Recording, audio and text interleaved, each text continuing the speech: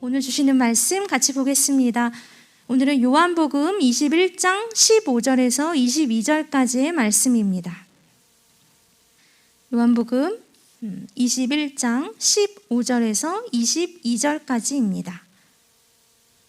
저와 여러분 한 절씩 우리 교독하겠습니다. 제가 먼저 읽습니다. 그들이 조반 먹은 후에 예수께서 시몬 베드로에게 이르시되 요한의 아들 시몬아 내가 이 사람들보다 나를 더 사랑하느냐 하시니 이르되 주님 그러하나이다. 내가 주님을 사랑하는 줄 주님께서 아시나이다. 이르시되 내 어린 양을 먹이라 하시고 또 두 번째 이르시되 요한의 아들 시몬아 내가 나를 사랑하느냐 하시니 이르되 주님 그러하나이다. 내가 주님을 사랑하는 줄 주님께서 아시나이다. 이르시되 내 양을 치라 하시고 세 번째 이르시되 요한의 아들 시몬아 내가 나를 사랑하느냐 하시니 주께서 세 번째 네가 나를 사랑하느냐 하심으로 베드로가 근심하여 이르되 주님 모든 것을 아시오매 내가 주님을 사랑하는 줄을 주님께서 아시나이다. 예수께서 이르시되 내 양을 먹이라. 내가 진실로 진실로 내게 이르노니 내가 젊어서는 스스로 띠뛰고 원하는 곳으로 다녔거니와 늙어서는 내 팔을 벌리리니 남이 내게 띠띠우고 원하지 아니하는 곳으로 데려가리라. 이 말씀을 하심은 베드로가 어떠한 죽음으로 하나님께 영광을 돌릴 것을 가리키심이러라. 이 말씀을 하시고 베드로에게 이르시되 나를 따르라 하시니 베드로가 돌이켜 예수께서 사랑하시는 그 제자가 따르는 것을 보니 그는 만찬석에서 예수의 품에 의지하여 주님을 파는 자가 누구오니이까 묻던 자더라. 이에 베드로가 그를 보고 예수께 여짜오되 주님 이 사람은 어떻게 되겠사옵나이까? 예수께서 이르시되 내가 올 때까지 그를 머물게 하고자 할지라도 내게 무슨 상관이냐? 너는 나를 따르라 하시더라. 아멘. 오늘은 하나님을 사랑한다는 것은 이라는 제목으로 우리 김민아 목사님 나오셔서 말씀 전해주시겠습니다.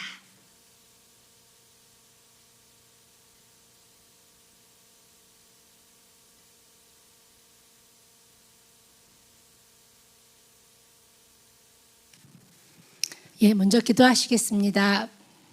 하나님 감사합니다. 하나님을 사랑하는 하나님의 백성들을 지금 하나님의 집 성전에 불러 모아 주시고 하나님께 예배하며 하나님의 말씀을 듣는 은혜를 주시니 감사를 드립니다. 오늘 말씀 제목 하나님을 사랑한다는 것은 무엇이 하나님을 사랑하는 것인가? 하나님을 사랑한다면 어떻게 살아야 하는가? 알고 믿고 행하며 살게 하옵소서. 예수님의 이름으로 기도드리옵나이다. 아멘.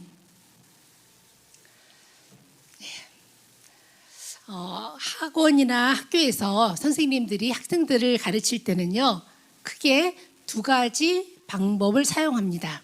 하나는 그냥 처음부터 쭉 가르쳐 주는 거예요.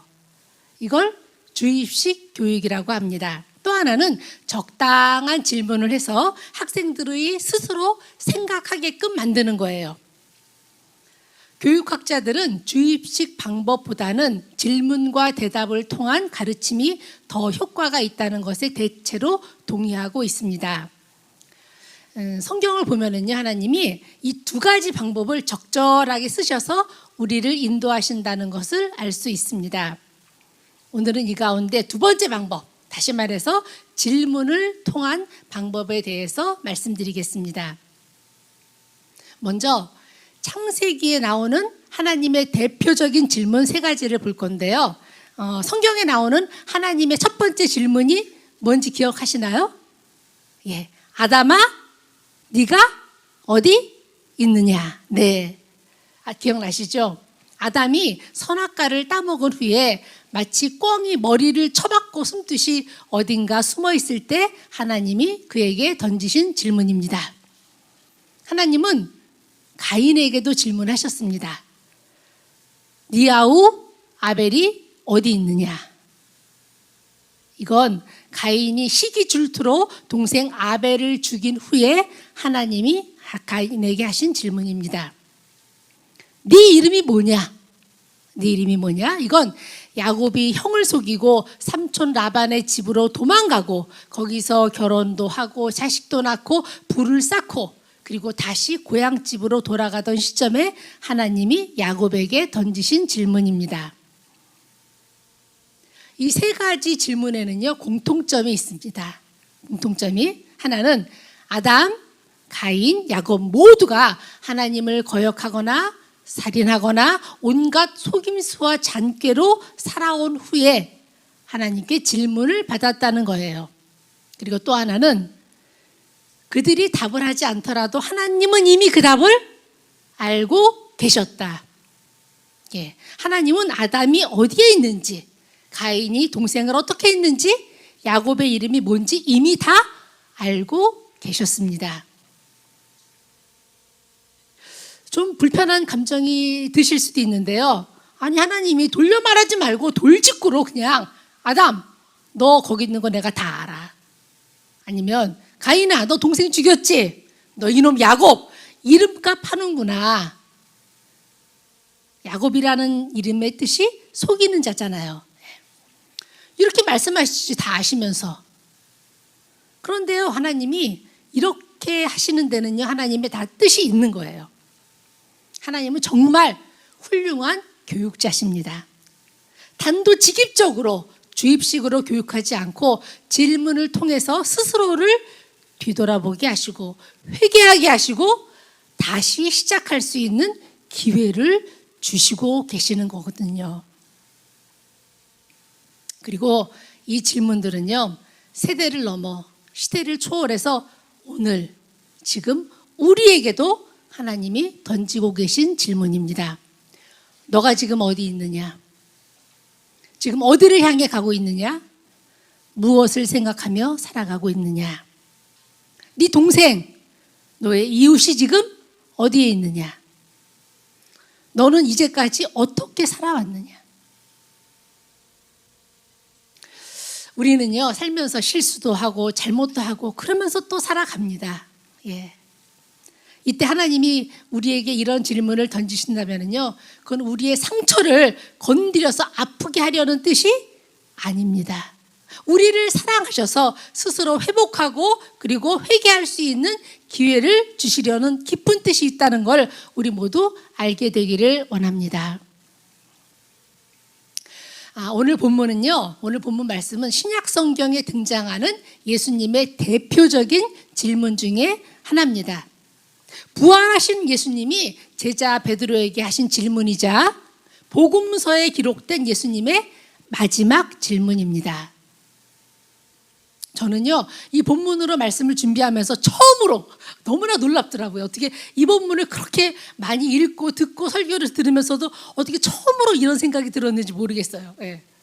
그 생각이 뭐냐면은 성경에서 하나님이 한 사람에게 같은 시간, 같은 장소에서 연달아 쉬지 않고 3번씩이나 같은 질문을 하신 적이 있으신가요? 없는 것 같더라고요. 혹시 발견하시면 제게 연락 주시길 부탁드립니다. 네. 예수님이 베드로에게 하신 질문, 네가 나를 사랑하느냐? 한 질문을 계속해서 3번씩이나 이런 같은 질문을 받은 사람은 또 베드로가 유일합니다. 베드로가 대답하지 않고 뚱하니 있어서 재차 물으셨나요? 아니요. 질문하실 때마다 베드로는 성실히 대답했습니다. 주님, 내가 주님을 사랑합니다.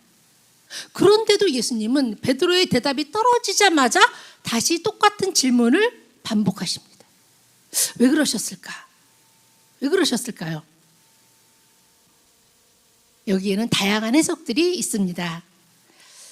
그러니까 우리말 성경에는 사랑이라는 한 개의 단어가 사용되었지만 이 신약 성경이 쓰여진 그 헬라어에는 사랑을 뜻하는 단어가 여러 개가 있는데 여기 요한복음 21장에는 그 사랑을 뜻하는 헬라어 단어 중에서 2개가 번갈아 가며 쓰였다. 그래서 약간의 차이가 있다는 거예요. 그 질문에. 그런데요, 예수님은 헬라어로 말씀하지 않으셨어요. 헬라어로 말씀하지 않고 당시에 통용되던 아람어로 말씀하셨습니다. 그런데 아람어에는 사랑이라는 단어가 하나밖에 없었다. 그러니까 예수님의 질문은 문자 그대로 같은 의미의 질문이라고 볼 수 있다는 거예요. 또 이런 해석도 있습니다. 베드로는 예수님이 잡히시던 날 밤에 예수님을 몇 번 부인했죠? 3번 부인했다. 그 일로 인해서 큰 죄책감을 시달리던 베드로의 마음을 다독이고 위로해 주기 위해서 예수님이 의도적으로 3번씩이나 사랑을 고백하게 하신 거다. 이런 해석 많이 들어보셨죠? 그런데요, 저는요, 이 해석에 동의하기가 좀 어렵습니다. 왜냐하면 17절을 보면은요, 17절, 우리 17절을 함께 보도록 하겠습니다. 시작. 3번째 이르시되 요한의 아들 시몬아 내가 나를 사랑하느냐 하시니 주께서 3번째 내가 나를 사랑하느냐 하심으로 베드로가 근심하여 이르되 주님 모든 것을 아시오매 내가 주님을 사랑하는 줄을 주님께서 아시나이다. 아멘. 예수님이 베드로에게 3번째로 같은 질문을 하자 베드로가 어땠다고요? 근심하였다. 근심했대요. 여기서 근심하여라는 헬라어는 육체적으로 그리고 정신적으로 슬픔과 고통을 느끼다, 비탄에 빠지다, 그런 말이에요. 만일 예수님이 베드로의 마음을 다독이고 죄책감을 덜어주려는 의도에서 3번이나 질문하셨다면 그러면 그 질문을 듣는 베드로 근심하면 돼요, 안 돼요? 근심하면 안 되죠. 고통스러워하면 안 되죠. 예수님의 의도는 그게 아니니까. 비탄에 빠지면 더더욱 안 됩니다. 오히려 베드로가 안심하여 이르되, 이래야 말이 되지 않습니까? 저만 그렇게 생각하는가요? 그런데 예수님의 3번에 걸친 질문에 베드로는 점점 더 자신이 없어집니다. 주님을 배반했던 자신의 모습이 더욱 선명하게 떠오르며 주님 사랑한다는 고백이 더 부끄럽고 고통스럽습니다.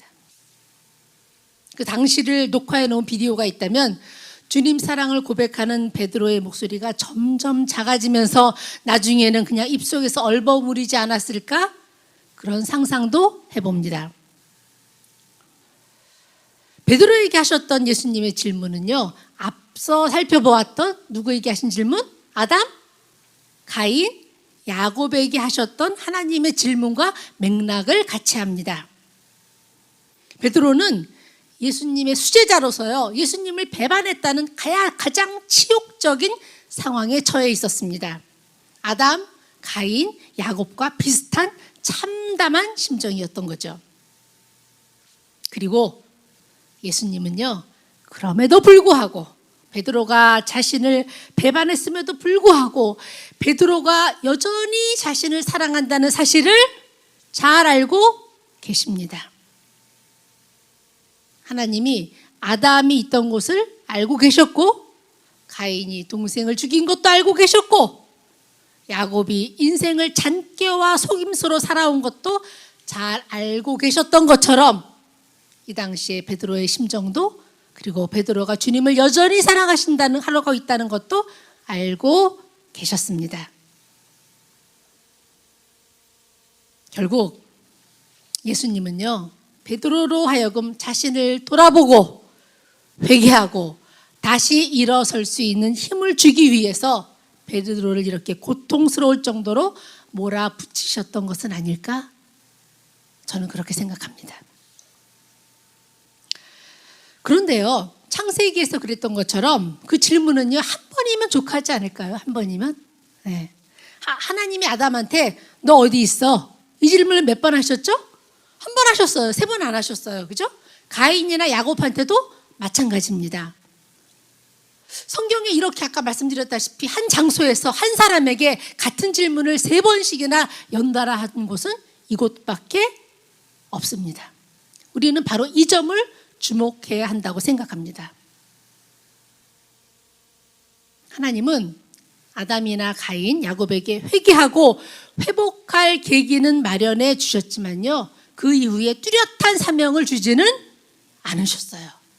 뚜렷한 사명 주지 않으셨어요. 그런데 베드로는 다릅니다. 이것이 확연히 구분되는 지점입니다. 베드로는 그저 주님의 용서를 경험하는 것으로는 끝나서는 안 되는 사람이었던 거예요.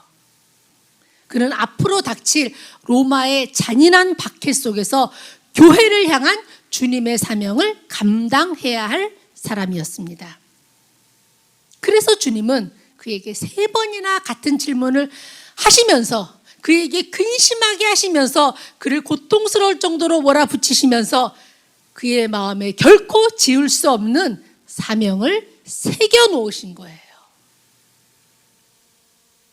그렇다면 그 사명이 무엇인가?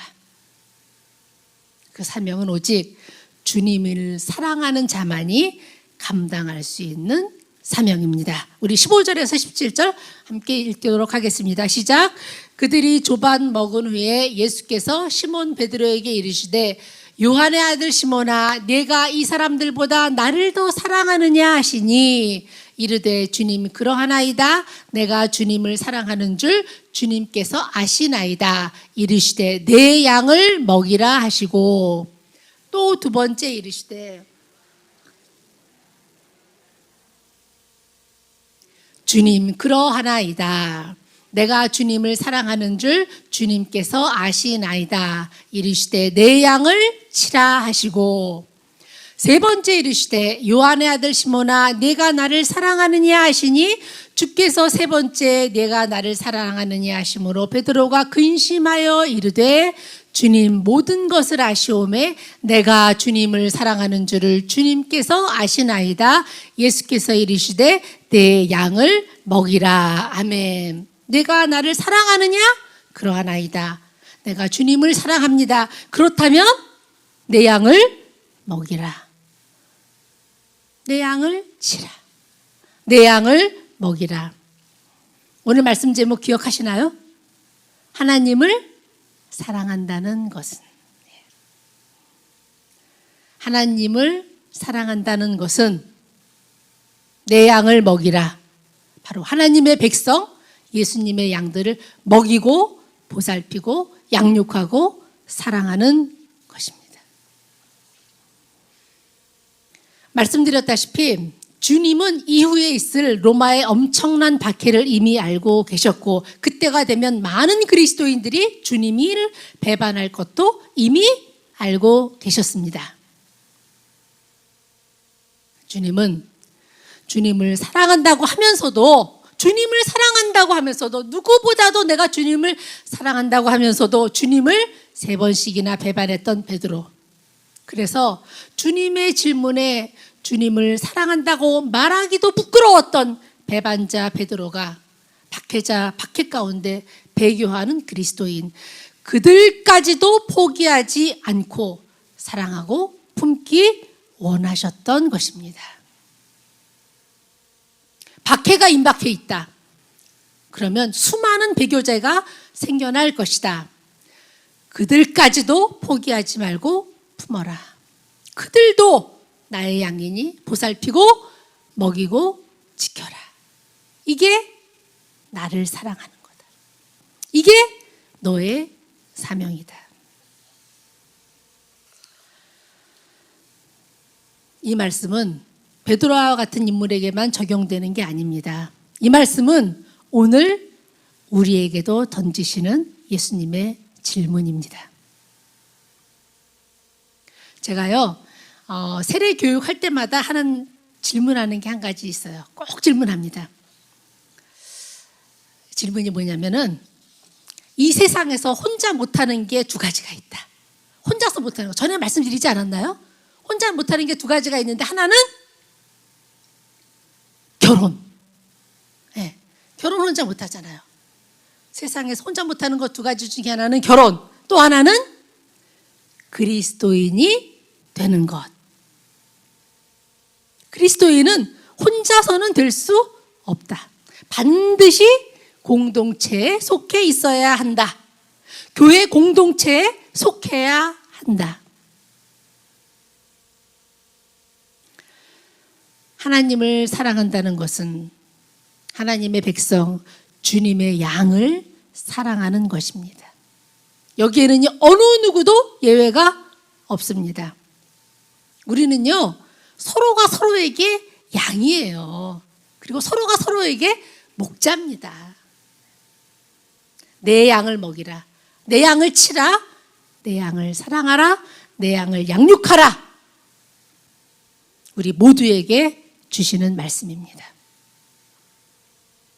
다음으로 첫 번째가 뭐였죠? 하나님을 사랑한다는 것은 하나님의 백성, 주님의 양을 사랑하는 것이다. 두 번째, 하나님을 사랑한다는 것은 뭐라고요?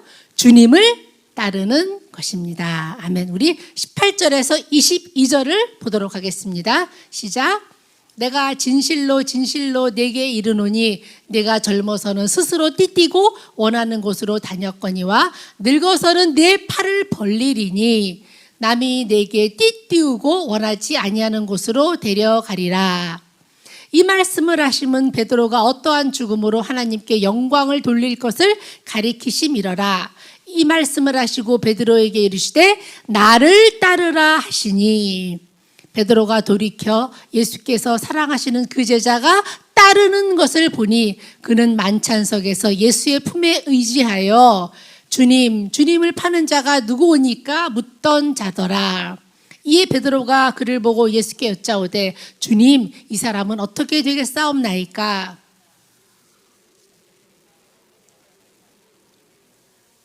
내게 무슨 상관이냐? 너는 나를 따르라 하시더라. 아멘.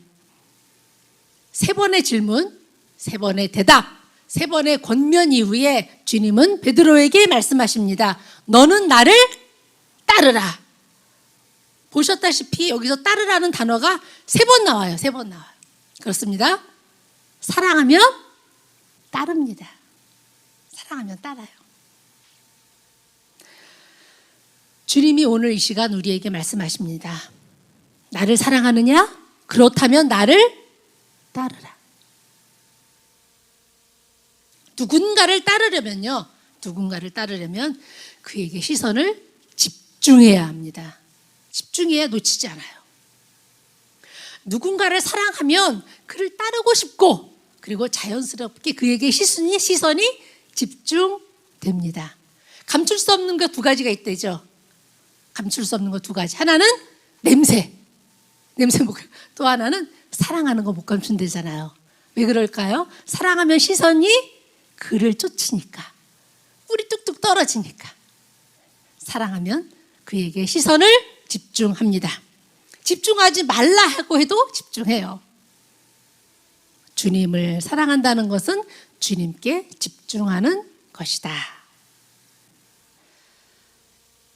유진 피터슨이라는 분이 번역한 메시지 성경은 로마서 12장 1절과 2절을 이렇게 번역했습니다. 우리 함께 보도록 하겠습니다. 시작. 그러므로 나는 이제 여러분이 이렇게 살기를 바랍니다. 하나님께서 여러분을 도우실 것입니다. 여러분의 매일의 삶, 일상의 삶, 자고 먹고 일하고 노는 일, 모든 삶을 하나님께 헌물로 드리십시오. 문화에 너무 잘 순응하여 아무 생각 없이 동화되어 버리는 일이 없도록 하십시오. 대신에 여러분은 하나님께 시선을 고정하십시오. 그러면 속에서부터 변화가 일어날 것입니다. 그렇습니다. 하나님을 사랑한다는 것은 하나님께 시선을 집중하고 고정하는 거예요. 집중하고 고정하는. 주님을 향해 두 팔 벌려 항복하고 온 중심으로 주님을 신뢰하고 절대 순종하는 것이 바로 주님을 사랑하는 것입니다. 우리가 언제 우리 속에서부터 변화를 인지할까요? 네. 말씀처럼 온 중심으로 하나님께 시선을 집중하고 고정하는 바로 그때입니다. 우리의 속사람은 그 외 다른 것으로는 변화되지 않습니다. 세상은요, 끊임없이 변합니다. 끊임없이 변해요. 문화도 변하고 생각도 변하고 세태도 끊임없이 변합니다. 제가 어릴 때만 해도요, 머리가 크면 뭐라고 했는지 아세요? 머리가 크면요, 머리 좋겠다 그랬어요. 공부 잘 잘하겠다. 예. 모르세요? 예. 지금은요, 머리가 크다고 생각하는 사람들은 사진 찍을 때 다 어디로 가요?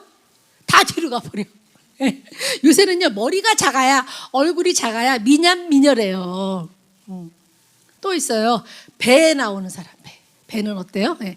전에는 배 나오면 뭐라 그랬죠? 누구 배라고 했죠? 사장님 배라고 했어요. 예. 자랑스럽게 배 두드렸어요. 예. 부자의 상징이었습니다. 지금은 사장은 무슨 뱃살 빼느라고 정말 난리도 아닙니다.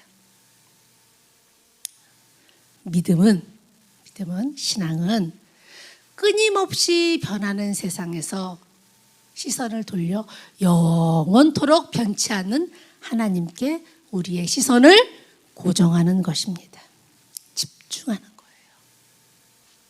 하나님만을 절대 신뢰하며 상황과 여건이 어떠할지라도 온 중심으로 하나님의 말씀과 뜻에 절대 순종하며 주신 사명에 집중하는 것입니다. 이제 우리 눈을 감겠습니다. 눈을 감고 두 손을 모으고 가슴에 대고 두 손을 가슴에 모으고 우리 말씀을 정리하겠습니다. 베드로에게 3번에 걸쳐서 연달아 하신 질문, 지금 우리에게 질문하십니다. 네가 나를 사랑하느냐? 네가 나를 사랑하느냐? 네가 나를 정말로 사랑하느냐? 이 물음 앞에 가감없이 주저하지 않고 주님, 제가 주님을 사랑합니다. 고백하며 답할 수 있기를 원합니다. 그래서 주님이 주시는 그 명령, 이제 내 양을 먹이라, 내 양을 돌보라, 내 양을 사랑하라, 내 양을 양육하라. 그 명령이 너무나 소중해서 다른 그 어떤 일보다도 그 일을 우선순위에 두는 믿음의 사람이 되기 원합니다. 누구보다도 주님을 사랑한다고 호언장담했던 베드로. 그러나 그가 연약해서 주님을 3번이나 부인했습니다. 그러나 탓하지 않으시고 여전한 그의 주님 사랑을 인정하시며 나아가 이제 배교자까지도 품는 사명을 주신 주님. 주님, 나의 믿음 없음을 불쌍히 여겨 주옵소서. 믿음이 있다고 하면서도 여전히 날마다 주님을 부인하고 있는 나의 연약함을 불쌍히 여겨 주옵소서. 그럼에도 불구하고 내 안에 있는 주님 사랑하는 마음을 인정해 주시느며, 그리고 주님의 백성, 내 양을 먹이라, 내 양을 치라, 내 양을 사랑하라는 사명을 주신 주님께 온전히 시선을 집중하겠습니다. 성령님 도와주옵소서. 주님의 뜻을 전적으로 신뢰하며 주님의 주권을 전적으로 인정하며 온 마음으로 온 중심으로 내게 주신 사명 절대 순종하며 끝까지 주님을 따르는 믿음의 사람 되게 하여 주옵소서.